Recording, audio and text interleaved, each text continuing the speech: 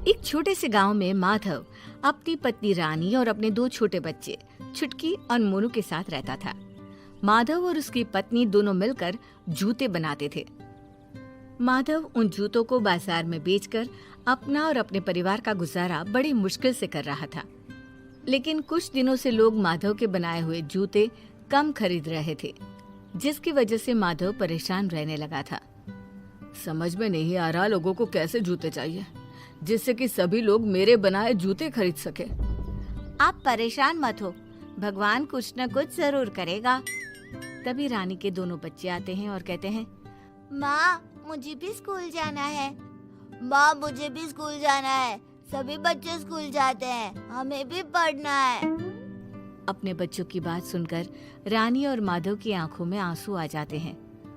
हाँ हाँ बेटा, तुम दोनों जरूर स्कूल जाओगे। बच्चे अपने पिता की बात सुनकर खुश हो जाते हैं। ये हम भी स्कूल जाएंगे। ये हम भी स्कूल जाएंगे। मामा बहुत भूख लगी है, कुछ खाने को दो ना। घर में जो भी थोड़ा बहुत था रानी बच्चों को बनाकर खिला देती है। जब बच्चे खाना खाकर सो जाते हैं, ऐसे कब तक चलता रहेगा? अब तो घर में कुछ भी खाने के लिए नहीं बचा। जो थोड़े बहुत पैसे थे वो भी धीरे धीरे करके खर्च होते जा रहे हैं। न जाने भगवान भी हमसे कौन सी परीक्षा ले रहा है। फिर वो दोनों भी थोड़ा बहुत खा पीकर सो जाते हैं। अगली सुबह माधव नहा धोकर अपनी जूते की टोकरी लेकर गांव के बाजार में बेचने के लिए चला जाता है और आवाज लगाने लगता है, जूते लो जूते, बढ़िया बढ़िया जूते। तभी गांव की कुछ औरतें आती हैं। और माधव भैया जरा जूते तो दिखाना। माधव उन सभी औरतों को जूते दिखाता है। क्या माधव भैया वही पुराने जूते दिखा रहे हो? कुछ नए तरीके के जूते दिखाओ ना। और भाभी जी मेरे पास तो यही जूता है, ये जूते भी अच्छे हैं और मजबूत भी हैं। कुछ औरतें माधव से जूते लिए बिना ही चली जाती है और उनमें से कुछ एक ही जूते खरीदते हैं। ये लो माधव भैया तुम्हारे पैसे। माधव फिर आवाज लगाने लगता है, जूते लो जूते, बढ़िया बढ़िया जूते, जल्दी आओ भाई जल्दी पाओ जूते। पर कोई भी माधव से जूते खरीदने नहीं आता। माधव थक हार कर घर आ जाता है और जो कुछ भी आज की कमाई थी वो रानी को दे देता है। और रानी जूतों को देखकर कहती है, अजी क्या बात है, आज तो आपके बहुत ही कम जूते बिके हैं। अब क्या बताऊं तुम्हें, आज कोई कमाई नहीं हुई। पर ऐसे कब तक चलेगा जी? घर का राशन भी खत्म हो चुका है, अब घर में एक पैसा भी नहीं बचा। बच्चे क्या खाएंगे? और अब तो भगवान ही मालिक है। वैसे बच्चे कहाँ हैं? वो तो तुम्हारी राह देखते देखते कब के सो गए। फिर माधव और रानी भी खाना खाकर सो जाते हैं। अगली सुबह माधव उन जूतों को बेचने के लिए दूसरे गांव जा ही रहा होता है। तभी उसकी पत्नी रानी माधव से कहती है, घर में कुछ भी खाने के लिए नहीं बचा, आज आप ये सारे जूते बेच कर ही आना। फिर माधव जूते बेचने बाजार चला जाता है। जूते ले लो जूते, सुंदर सुंदर जूते। गांव की कुछ औरतें माधव की आवाज सुनकर जूते लेने आती है। अरे ओ माधव भैया जरा एक जोड़ी बढ़िया से जूते तो दिखाना।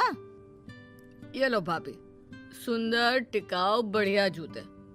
क्यों है ना, एकदम बढ़िया जूते है। हाँ ठीक है, पर ज्यादा बढ़िया तो नहीं है।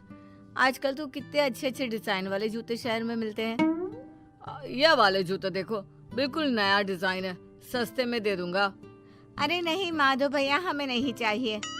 आज कोई भी औरत माधव से जूते नहीं खरीदती। ये देख माधव बड़ा परेशान होता है। माधव को जूते बेचते बेचते सुबह से दोपहर हो जाती है। गर्मी भी बहुत तेज पड़ रही थी। फिर माधव नदी के किनारे एक पेड़ के नीचे जूते का टोकरा रखकर कुछ देर लेटकर आराम करने लगता है। आज भी किसी ने मेरे जूते नहीं खरीदे। मैं कहां से और अच्छे अच्छे जूते बनाकर लाऊं? हे भगवान, तू कौन सी परीक्षा ले रहा है? अब तो तेरा ही सहारा है भगवान। माधव ये सब बात कर रहा होता है। तभी माधव की सारी बात नदी में रह रही चुड़ैल सुन रही होती है। चुड़ैल को उस पर बड़ी दया आती है। ये आदमी तो बड़ा परेशान लग रहा है। ये सब सोचते सोचते माधव की आंख लग जाती है और उसे नींद आ जाती है। वहीं नदी के अंदर से चुड़ैल निकलकर बाहर आती है और माधव के टोकरे में रखे जूतों पर उसके नजर पड़ती है। अरे ये तो जूते हैं, बड़े सुंदर हैं। फिर लोग इसके जूते क्यों नहीं खरीदते? मैंने तो आज तक कभी इतने सुंदर जूते पहने ही नहीं। चुड़ैल अपने पैरों की तरफ देखती है और फिर वो माधव के टोकरे में रखे जूते निकालकर एक एक कर पहनकर देखने लगती है। अरे वाह, ये जूते तो मेरे पैरों में बड़े सुंदर लग रहे हैं, और ये सफेद वाले तो और भी सुंदर है। सारे जूते प्यारे हैं। लेकिन जब ये आदमी जागेगा तो सारे जूते अपने घर ले जाएगा। चुड़ैल को जूते इतने पसंद आते हैं कि वो सोचने लगती है, क्यों ना मैं इस आदमी के साथ इसके घर चली जाऊं, जिससे मुझे रोज उसके घर सुंदर सुंदर नए जूते पहनने को मिलेंगे।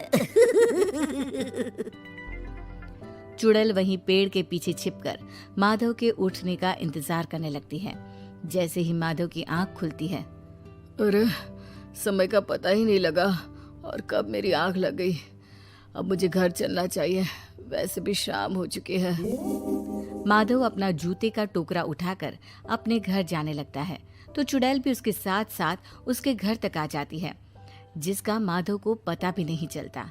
फिर माधव हमेशा की तरह रानी को आवाज लगाता है, रानी, रानी।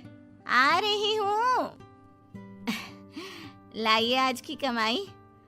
आज मेरी बिल्कुल भी कमाई नहीं हुई। मेरे बनाए जूते किसी को पसंद नहीं आते। वे सभी और नए नए डिजाइन के जूते मांगते रहते हैं। चुड़ैल को माधव और उसके परिवार को देखकर बड़ी दया आती है। ये लोग तो बड़े गरीब हैं। चुड़ैल देखती है कि बच्चे बिना खाना खाए भूखे ही सो गए। ये देखकर उसका मन बड़ा दुखी होता है।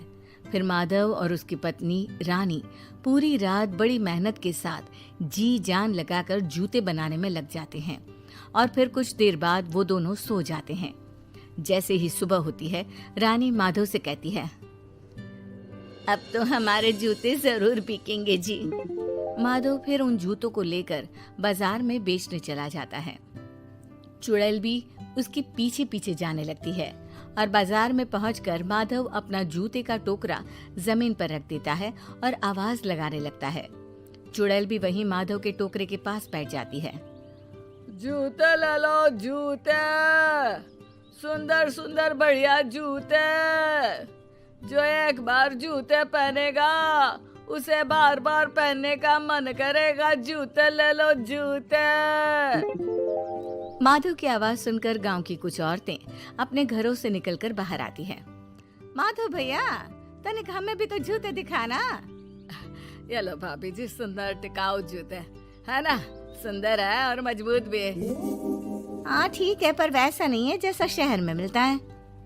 चुड़ैल वहीं पर खड़ी सब देख रही होती है। वो मन ही मन सोच रही थी, अच्छा तो इन्हें और ज्यादा सुंदर जूते चाहिए। फिर सारी औरतें माधव के जूते उलट पुलट कर देखती है, पर उन्हें कोई भी जूता पसंद नहीं आता और कोई भी औरत माधव से जूते नहीं खरीदती। ये क्या, आज तो मेरा एक भी जूता नहीं बिका। आज अगर मैं पैसे लेकर घर नहीं गया तो रानी बहुत नाराज होगी। हे भगवान, मैं क्या करूं?